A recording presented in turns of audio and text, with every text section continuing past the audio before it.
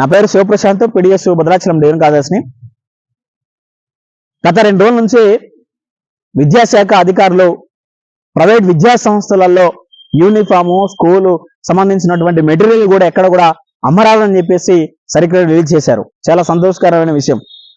విద్యా సంస్థలలో ఏజెన్సీ భద్రాద్రి కొత్తగూడెం జిల్లా మొత్తం కూడా ఏజెన్సీ ఏరియా, గ్రామీణ ప్రాంతం, పట్టణ ప్రాంతాలలో కూడా ఈరోజు లక్షల రూపాయలలో, వేల రూపాయలలో ఫీజులు వసూలు చేస్తా ఉన్నారు.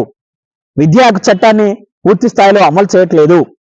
విద్యా చట్టాన్ని పూర్తి స్థాయిలో అమలు చేయాలని ఈరోజు విద్యాశాఖ అధికారులు ఇచ్చినటువంటి సర్క్యులర్ ని పేపర్కే పరిమితం కాకుండా స్కూళ్లలో అటున్నటువంటి ఈరోజు విద్యా సంస్థలలో అమ్ముకున్నటువంటి ఈ మాఫియా మొత్తాన్ని కూడా అడ్డుకోవాలని చెప్పేసి పీడిఎస్ డిమాండ్ చేస్తా ఉంది.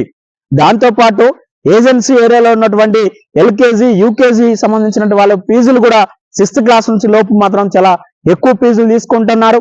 ఫీజు నియంత్రణ చట్టాన్ని ఈరోజు అమలు చేసే పరిస్థితి లేదు. విద్యా చట్టాన్ని అమలు చేసే పరిస్థితిలో లేరు. దాంతో పాటు రాయితీలు అమలు చేసే పరిస్థితిలో లేరు. విద్యా సంఘాలు కానీ, విద్యార్థి సంఘాలు కానీ, మీడియా వాళ్ళు వెళ్ళినప్పుడు మాత్రం విద్యా చట్టాన్ని మేము అమలు చేస్తా ఉన్నాం, రాయితీలు ఇస్తామని అని చెప్పేసి గొప్పలు చెప్తా ఉన్నారు. విద్యా సంవత్సరానికి ప్రైవేట్ విద్యా సంస్థలలో ఏ విద్యార్థి సంఘాలకు సంబంధించిన రాయితీ ఇచ్చారు, ఎక్కడ ఏం జరిగేదానికి పూర్తి స్థాయిలో ఖచ్చితంగా చెప్పాల్సినంత అవసరం ఉంది. దాంతో పాటు ఫీజు సంబంధించిన వివరాలు నోటీస్ బోర్డులో పెట్టాల్సినటువంటి వారు ఈ రోజు నోటీస్ బోర్డులో పెట్టట్లేదు.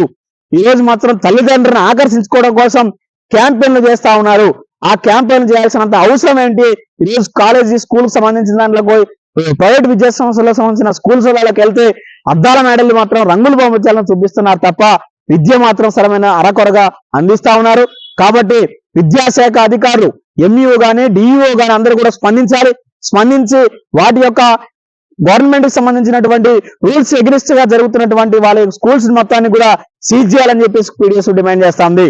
దాంతో పాటు ఈ రోజు ప్రైవేట్ విద్యా సంస్థలలో మాత్రం ఈ రోజు లక్షల రూపాయలలో దనుకున్నటువంటి వారిని మాత్రం చూసి చూడనట్టు అధికారులు వదిలేస్తున్నారు.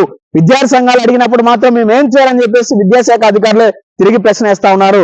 కాబట్టి విద్యాశాఖలు నిమ్మగడినెత్తినట్టు ఉంటే మాత్రం జూన్ నుంచి ఇప్పుడు జరిగే విద్యా సంస్థలు ప్రారంభం అవుతున్నాయి.